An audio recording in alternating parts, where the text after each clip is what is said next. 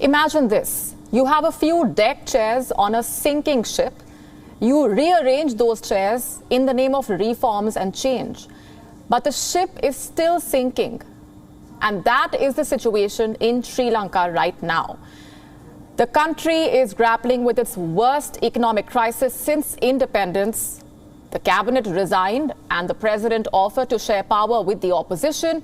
But the result was this.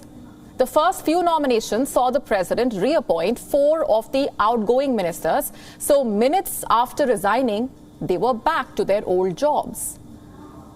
As for the other cabinet positions, there are now some new faces. President Gotabaya Rajyapaksa sacked his brother and Finance Minister President Rajyapaksa. The former Justice Minister Ali Sabri will now serve as the new Finance Minister. GL Perez is the new Foreign Minister. Dinesh Gunawardena was sworn in as the Education Minister, and Johnston Fernando is the new Minister of Highways. The country's central bank governor Ajit Cabral also has stepped down. Ajit Cabral has long opposed an International Monetary Fund bailout for the country and is often blamed for Sri Lanka's economic crisis. The other cabinet vacancies will be filled after talks with the opposition. Currently, there is no immediate response from the opposition. 2 of Sri Lanka's main opposition parties have also rejected the request.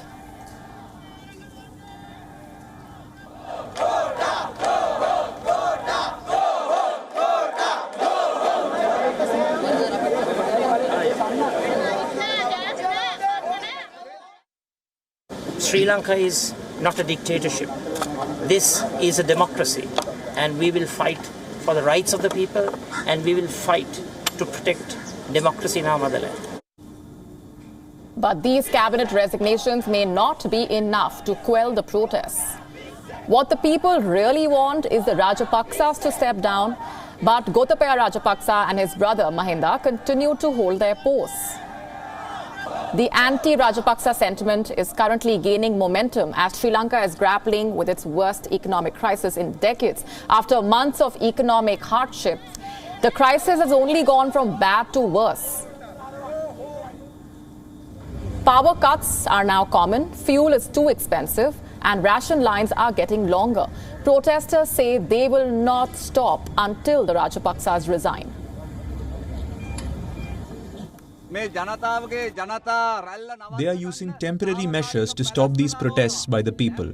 This government is over. Rajapaksa no longer can save this by playing musical chairs. This cabinet change is to try and fool the people.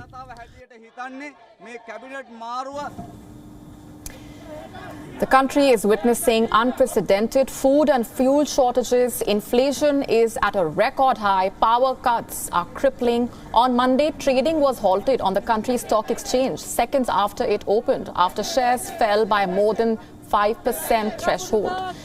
Troops and police placed on high alert after a 36-hour curfew ended at dawn.